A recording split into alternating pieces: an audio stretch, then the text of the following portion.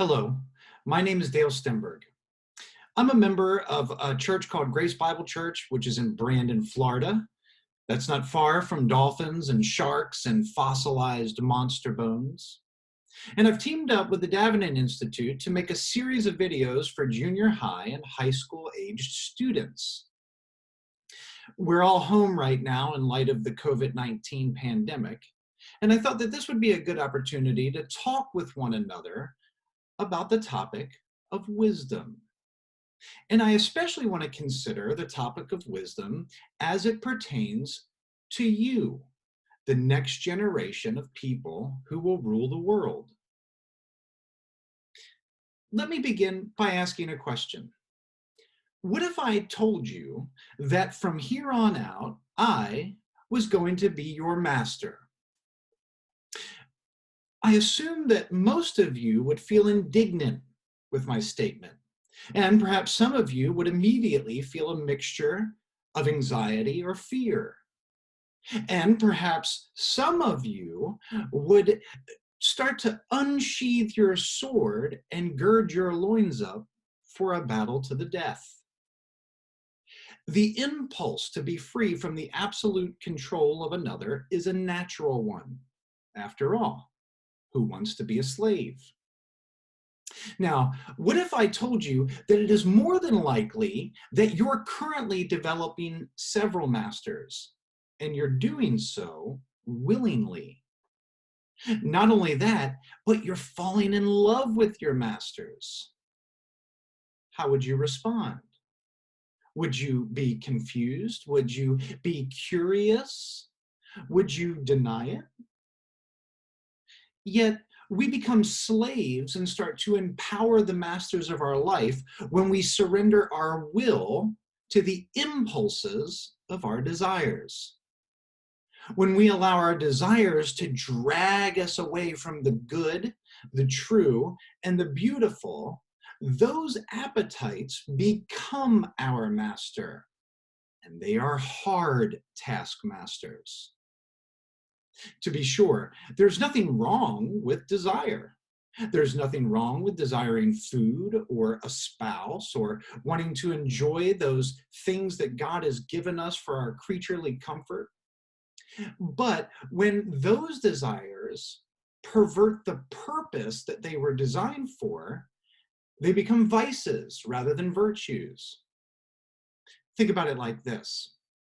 If our desires are airplanes, then the airplane is not bad in and of itself, but the destination that the plane lands can be bad. Part of being wise means that you can identify when your desires are headed into dangerous directions. Your desires are not wicked, but they can be if they're not properly guided. Now, I want to let you know before I go any further that I have struggled with my desires my entire life. Unfortunately, we do live in a broken world, and we all experience that brokenness in unique ways, not just according to some idea of brokenness that we pick up from blog posts or Facebook updates or even a series on YouTube, but in a relatively unique way that flows from the situation that God has providentially placed us in. Because of this brokenness, our only hope is in King Jesus. He is the objective rock that we grab a hold of when the currents of life try to pull us into the jagged edges of loneliness or depression or anxiety or selfishness or covetousness or pride and leave us shipwrecked and prone to the wily ways of the sirens. You see, Jesus is the fountainhead of all knowledge and wisdom. Colossians chapter 2, verse 3. And if you're believing in him, then you are already being conformed into his image. Colossians 3:10. Therefore, if you are growing in the knowledge of Christ, you are growing in wisdom. And when you grow in wisdom, you become more keenly aware about the sneaky little tactics of your enemy. And when this happens, you can snuff out the would-be masters of your life that seek to lay claim to the territory of your heart and displace Jesus as the king who's ruling you. Therefore, in order to rightly orient our desires and take control of our impulses, we need wisdom. Which brings us to the purpose of this class: how to cultivate wisdom when you're young.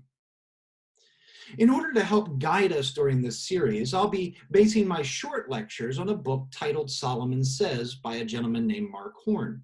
You can purchase the book in the link below this video. The topics will range from sheathing your tongue to training your hands for war. While this course is not meant to be a careful study of the book itself, it is instead designed to talk about how we can grow in our understanding, in our love, and our application of wisdom. The book, Solomon Says, then, will function as a springboard to help us consider how to obtain these ends. Let's talk about the preface. In the preface of the book, the author roots his thesis primarily in the biblical book of Proverbs. So have your Bibles open when we do our studies. Since Proverbs is understood to be one of the books of the Bible that wisdom is so explicitly mentioned, it's a natural starting place for the author. However, he does navigate around different books of the Bible, and he does this to show the continual emphasis that God places on the nature, necessity, and cultivation of wisdom, and how wisdom is essential for a properly ordered lifestyle that brings God glory and benefits us. Now, the introduction part of this book deals with the structure and the kingly theme of the book of Proverbs. However, as we stated earlier, we're not going to explore everything that's contained in each section, but we will use the main themes of the chapters as a launching point to help us start thinking about wisdom in general, and then how we can apply our understanding of wisdom in concrete ways. So in this first video, I want to cover some of the main points found in the preface and the introduction. And then next time we get together, we'll dive into the first chapter. You can think about cultivating wisdom, as Mr. Horne illustrates in the preface of his book, as learning how to drive. Before driving yourself around, you rely on your parents to navigate getting you from one location to another. When we're children, we're not interested in the names of the streets or whether we're headed to the north or the south or east or the west. We're more concerned about how many different states we can find represented on the road from looking at license plates, or just simply listening to music while watching the trees rush past us. You see, driving a car means nothing to us outside of what it can provide us with: transportation. But once you start driving, your instincts take over, and you become aware of the roads that you need to take driving from, say, your home to basketball practice or to the movies. You learn how to operate in a new domain, and you just strive to become good at it. You strive to have dominion over it. Or, as Mr. Horne puts it, young adults grow in their knowledge to accommodate their new powers for a larger realm. When they take on adult responsibilities, they transition to adult thinking. Now, this is also an observation that is made by pagan thinkers as well. I want you to consider the statement by clinical psychologist and world-renowned philosopher Jordan Peterson. Quote, "It's in responsibility that most people find the meaning that sustains them through life. It is not in happiness, and it is not an impulsive pleasure." Unquote. What both Mr. Horne and Dr. Peterson are observing is that humans, as they develop from children into adults, do so primarily through taking on responsibility. Whereas when we're younger and our parents drive us around, There's no reason to take the responsibility upon ourselves to learn navigational skills or how to operate a 2,000-pound machine that can accelerate up to 100 miles an hour.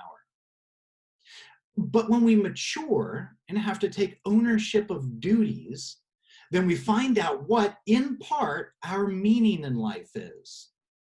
We come to understand that being a grown-up means that we have to take on certain tasks.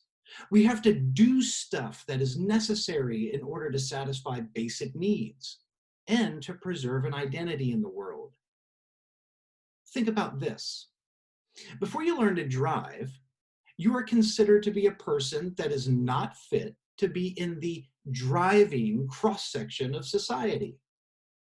But when you do learn to drive, then you join the club of other driving individuals. You begin to think like an adult when you take on the responsibilities of an adult. This is what it looks like to cultivate wisdom. It is to get older. And older does not necessarily mean your age, but rather the ability to understand the world, your domain, more comprehensively and operate in such a way so that you can exist in it well.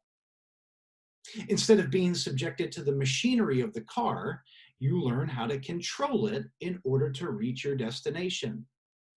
You learn to rule it rather than it ruling you. You take dominion of it rather than becoming its slave. You become the king of your domain. The importance of kingly wisdom is found explicitly in the book of Proverbs. This is what Mr. Horne focuses on in his introduction. He states, Proverbs is written to young men and everyone else to encourage and instruct them to become kings and not to remain slaves. According to Proverbs, the only wise way to become king is to acknowledge God as the high king. Close quote. Why? Because God governs our lives. He has designed reality in such a way that man should recognize their constant dependence on him for everything. Perhaps modernity has given rise to a way of thinking that leaves us without an immediate sense of God's care. After all, we no longer have to rely on God to water our plants. We can just grab our water hose. But Christians affirm the biblical witness when Paul tells us that in God we live and move and have our being. Acts 17:28. You see, we must first recognize and affirm the kingly nature of our Creator if we're to understand anything rightly about the nature of being a king. Let me ask you, who's the primary author of Proverbs? Do you know? Solomon. Solomon, who became the king of Israel. In Proverbs chapter 1, we read about King Solomon telling us why it is he's writing and who it is he's writing to. Quote, to know wisdom and instruction, to understand words of insight, to receive instruction in wise dealing, in righteousness, justice, and equity, to give prudence to the simple, knowledge and discretion to the youth. Let the wise hear and increase in learning, and the one who understands obtain guidance, to understand a proverb and a saying, the words of the wise and their riddles. The fear of the Lord is the beginning of wisdom and instruction. Hear, my son, your father's instruction, and forsake not your mother's teaching. For they are like a graceful garland for your head and pendants for your neck. The book of Proverbs is written by a king to a future king. And it details what type of man that future king is to be. One who knows and practices justice and righteousness and equity, and one who can discern riddles and obtain guidance. These are not mere virtuous platitudes to be pursued by that guy over there, but this description of what a kingly nature is should be viewed as the bar to which all of us are called in terms of our conduct as we mature. There are other contributors to the book of Proverbs as well, such as King Hezekiah and King Lemuel. In other words, the book of Proverbs is a book written by kings to princes who are future kings for the purpose of those future kings obtaining wisdom. In Proverbs chapter 8, verses 15 through 16, we hear the voice of wisdom declaring, quote, "By me kings reign, and rulers decree what is just. By me princes rule, and nobles, all who govern justly." It is only through wisdom that a prince can become a king, at least a king that is just, a true king. I think the whole idea that Mr. Horne is trying to get across to us as we finish up the preface and the introduction is that to be a king means you're not a slave. And being a slave could mean that you are mastered by the misguided direction of your heart, of disordered passion. I think he wants young men who are maturing to properly ground their thoughts about what it means to mature in terms of ruling oneself and ruling one's life. I believe that he's pointing out something that is very natural for humans: conquer or be conquered. And I believe that he, along with King Solomon, wants the maturing young person to realize that they are more inclined to be conquered by their youthful desires than wisdom. Proverbs chapter 4, verse 23 counsels us, "Watch over our hearts with all diligence, for from it flow the springs of life." This series of lectures is a clarion call for young people to recognize their weaknesses, stare them in the eye, and slaughter them. I look forward to being with you all for part 2.